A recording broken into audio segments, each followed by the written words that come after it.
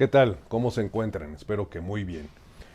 Hoy vamos a platicar sobre otros aspectos de la orden de aprehensión, que es una de las medidas más graves e intrusivas en la vida de una persona. Ya en las cápsulas precedentes hemos hablado sobre la necesidad de cautela como una de las formalidades que deben quedar acreditadas para dar lugar a la misma.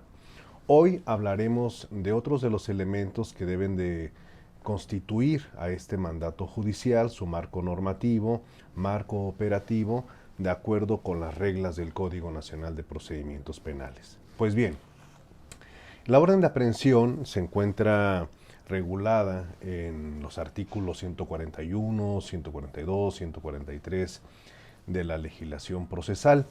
Y sobre este particular, debe decirse que la orden de aprehensión solo la puede solicitar el Ministerio Público.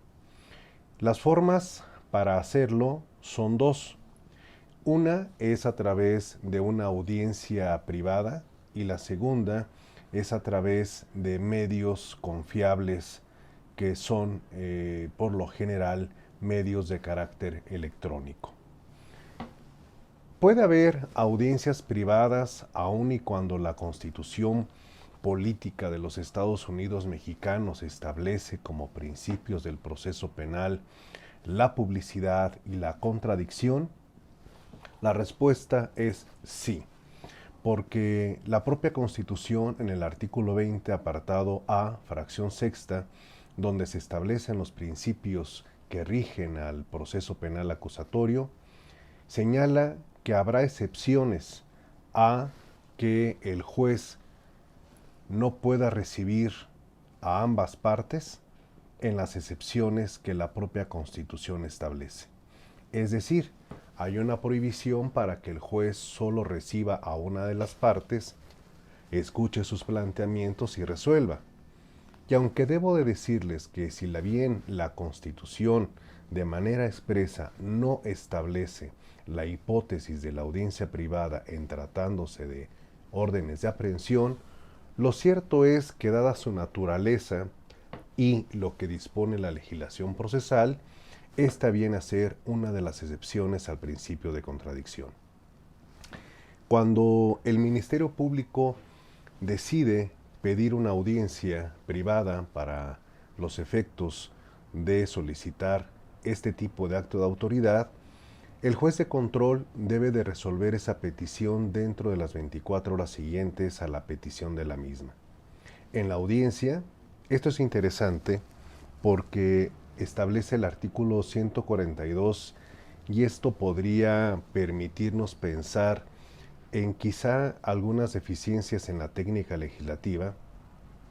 Establece que en la solicitud de la orden de aprehensión se hará una relación de los hechos atribuidos al imputado, que deben estar sustentados, y aquí es donde viene la acotación que quiero compartir con ustedes, en forma precisa en los registros correspondientes. Nos habla de registros correspondientes. ¿Cuáles son los registros correspondientes? De acuerdo con la norma procesal, estaríamos hablando de los registros de los antecedentes de la investigación.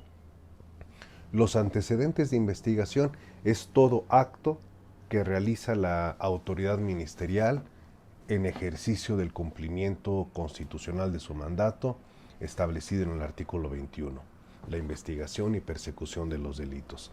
Pero noten ustedes que no habla de datos de prueba, sino habla de los registros correspondientes. Y además exponer las razones por las cuales considera que se actualizan las exigencias correspondientes. Entonces, tenemos aquí, estimadas colegas y estimados colegas, una circunstancia que nos va a llevar a debatir sobre datos de prueba y estándar probatorio en esta etapa procesal donde se plantea la solicitud de una orden de aprehensión. El juez que recibe esta petición se encuentra completamente facultado para prevenir al Ministerio Público en caso de que advierta la carencia de algún requisito. Esa carencia puede ser, por ejemplo, cuando falte querella de parte legítima, cuando falte una declaratoria de perjuicio en cierto tipo de delitos fiscales o algún otro requisito análogo en esa situación.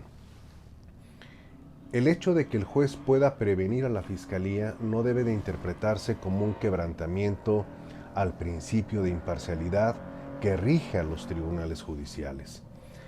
Hay tesis que nos hablan sobre privilegiar el debido proceso y entonces estas correcciones que se le hacen a la Fiscalía atienden a la naturaleza de ese derecho.